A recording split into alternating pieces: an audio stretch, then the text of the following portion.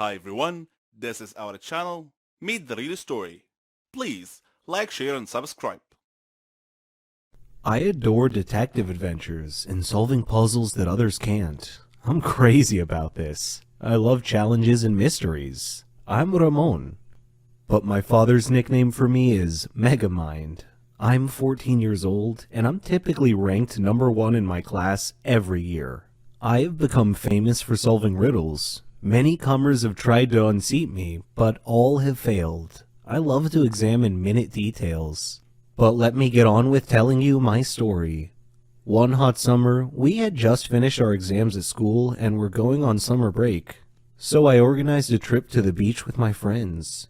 Beach weather is amazing. Clear skies, cool ocean breezes, sand, and sun. Just amazing. One day, before my beach trip, my mother handed me a letter from my grandmother. I was surprised and thought it was a little weird because Granny owned a hotel in the surrounding area nearby. It had wonderful views all around it. I had opened the letter, which read, "Dear Ramon, how are you? I hope you're enjoying your summer break. Would you mind spending a couple of days with me? I have a serious matter that I would like to discuss with you. Granny." Initially, I thought that it was probably some silly matter. But then my inner voice told me that it might be important. I was conflicted between going on my beach trip or visiting my granny. I decided to visit Granny first. She was family after all. So off I went. Though my grandmother lived in a beautiful area, the closer I got to the hotel, the more my inner voice was nagging me. When I arrived at the hotel, Granny was waiting for me. She smiled and hugged me. I had missed her so much. She had company. Raul, her maintenance man, and Malika, her housekeeper and assistant. There weren't any guests in the hotel at the time, and I asked her why. Her face changed, and she said that was what she wanted to speak to me about. So we went to her room to talk. She then proceeded to tell me that the hotel was haunted. "Haunted?" I exclaimed. "What makes you think that?" Granny said, "The hotel has evil spirits that frighten the guests at night." I didn't want to believe it, but I knew Granny was a rational person. I suspected there was more to this than meets the eye, so I decided to investigate this intriguing mystery. On my first night at the hotel, I waited until midnight. Then I lit a candle and walked through the halls of the hotel. There were photos on the wall, and I could hear whispering and the rustle of the leaves outside. It was a little spooky and unsettling, and made my blood run cold. Suddenly, I heard laughing on both sides of the hotel, and a shadow passed quickly in front of my eyes. Unnerved, I quickly returned to my room, where soon afterwards I heard something scratching on my door. I kept thinking to myself, I am not afraid. I am not afraid. Then the door began opening slowly. I saw a hand on the doorknob. Then the owner of the hand came into view. It was a cloaked, headless man holding a candle. I fainted. The next day, I woke up to find Granny and Malika standing beside me. Granny told me that I had been sleeping a long time. I asked what had happened, and they told me they heard me scream and came to my aid. When they found me, I was unconscious on the floor. At that moment, there was a knock on the door. It was Raul bringing me a drink. That was when I noticed something strange about Raul's face. It was emotionless. Then I glanced at his hands as I accepted the drink from him. That night, I again walked around the hotel. I found some steps at the end of a corridor that led to the basement. Down in the basement, I opened a maintenance door and found a tape recorder and a pile of clothes on a table. Suddenly, the lights went out. I was groping around in the dark and trying to find my way back when I heard the laughing again. Still, I continued stumbling ahead through the dark. I stepped on an electrical line and tore it off the wall. I returned to my room. My door opened slowly. I was hiding behind the door. I grabbed the loose electrical detonator and touched it to the doorknob.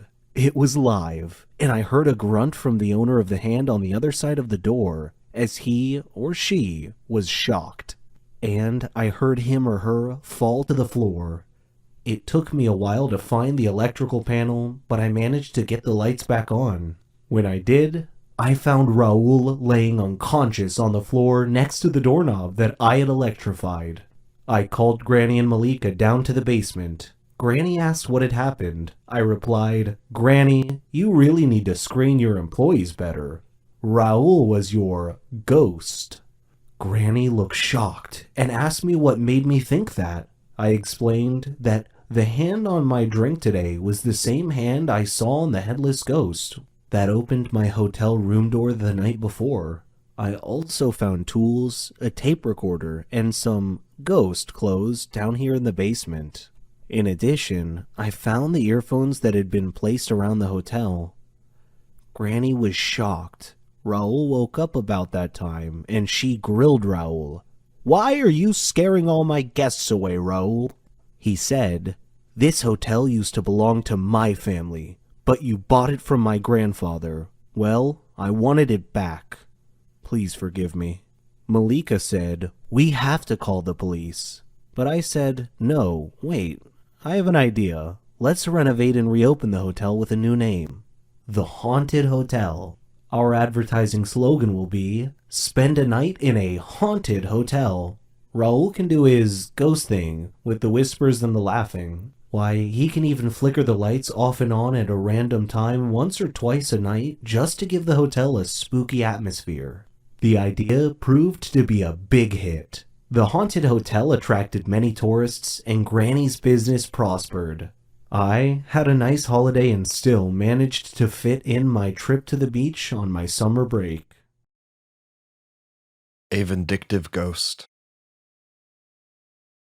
Love is the biggest treasure in my life. Good memories, exciting adventures, happiness, sadness, dreams. All these matter and help people endure suffering in their lives. My name is Alex. I'm 18 years old and currently in the 12th grade. I used to live in a small remote village with my parents. I was their only child. My parents raised me well, educated me, and taught me good manners. I see the fruits of their labor in me in every difficult situation I face. For example, after I was murdered, I knew exactly what to do. Intrigued? Are you eager to hear my story? Let's go. When my father received a promotion, we moved from our small village to the big city. I had many nice memories of that little remote village. I had many friends there that I used to play, joke, and laugh with. I feel like I left half of my soul in that village. My father bought us a nice home in a quiet neighborhood. I liked the place the moment we arrived. Our neighbors were nice, and they offered to help us move in. I liked them all. I felt that I would make many new friends in my new neighborhood. One day, I went to the supermarket to buy some necessities for my mum, when suddenly, I bumped into a girl named Rachel. We were coincidentally buying the same item, and there was only one left.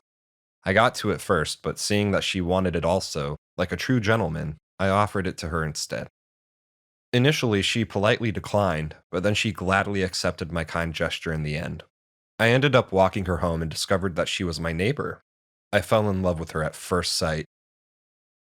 Once we arrived at her home, we said goodbye, and she said she would see me tomorrow. I wanted time to pass quickly so I could see her again. As I was walking to school the next day, I met her along the way and we walked together. I was overjoyed. After arriving at school, she introduced me to her friends, and then I went to my class. The teacher's aide welcomed me and directed me to my class. When I entered the class, I was surprised to see Rachel there. She was in my class. I entered the class and sat in a desk on the last row. During a class break, Rachel was sitting with her friends. When she saw me sitting alone, she left her friends and came over and sat with me. Suddenly, a boy named Mario, older than us, entered the class with a group of his cohorts. They looked like a gang of thugs to me.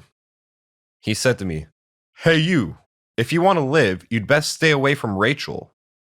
Rachel seemed afraid and was visibly shaking at this point. I told him, "If you're trying to pick a fight, creep, I'm ready." He grabbed me by my collar and threw me onto a desk, then turned around and quickly left. Rachel explained, "He wants to date me, but it'll only happen in his dreams." Rachel and I spent a lot of time together at school, but we weren't safe from Mario's bullying. One day, we decided to go to a rocky hillside to sit beside the river and watch the sunset. I got our bikes ready and off we went down the road, laughing and talking. I had decided before this trip that I would tell her about my love for her. I chose this trip to tell her because it seemed like it would be an unforgettable moment, and it really was. After we arrived, I looked into her eyes, kneeled down on my knees, and gave her a present. Then I said, "I love you, Rachel." She was surprised, to say the least, and put her hand over her mouth. Then I suddenly heard a camera flash and a voice say, "Cut! Let's repeat this scene again." I looked around to see Mario and his gang. One of them was holding a camera. I shouted angrily, "What are you doing here? If you want to fight, I'm ready, but leave Rachel alone."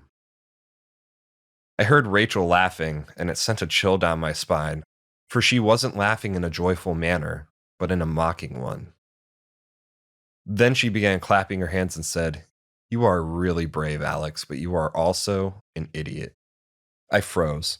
I couldn't believe my eyes when Rachel walked over and stood beside Mario, smiling. Mario said, "If you had asked around, you would have known that Rachel and I always welcome new students this way. You're our sucker of the week." I spat out, "You're all pigs." I punched him in the face, and he counterpunched me in the stomach. He said, "Do you realize how stupid you are?" I spit in his face, and he became enraged and pulled me towards him by my collar.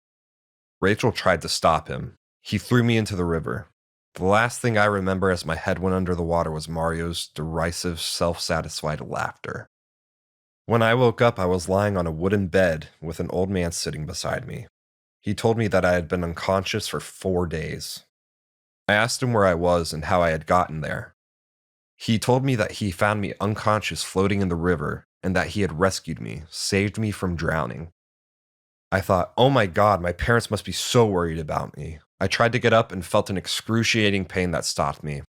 I saw that my leg was broken and that the stranger had bandaged it as best he could. I asked him to call my family. He said he had no telephone, but he offered to visit my family and tell them what had happened and that I was okay. I told him that I would be so grateful if he could do so. I accepted his offer and thanked him. He returned with a newspaper in his hand and had a sad look on his face. I read the paper, which said that I was presumed dead, having drowned in the river because they couldn't find my body. I was angry at Rachel and Mario, and also worried for my parents at the same time. I asked the man to please take me home. Then I crept into my home to see my parents sleeping. They were holding a photo of me and looked sad. I didn't wake them, but rather snuck over to Rachel's house. She was speaking on the phone, so I eavesdropped. She was saying, "I didn't expect this to happen, but it's all good. Maybe he's in a better place now." What an idiot and a fool he was. Then she laughed.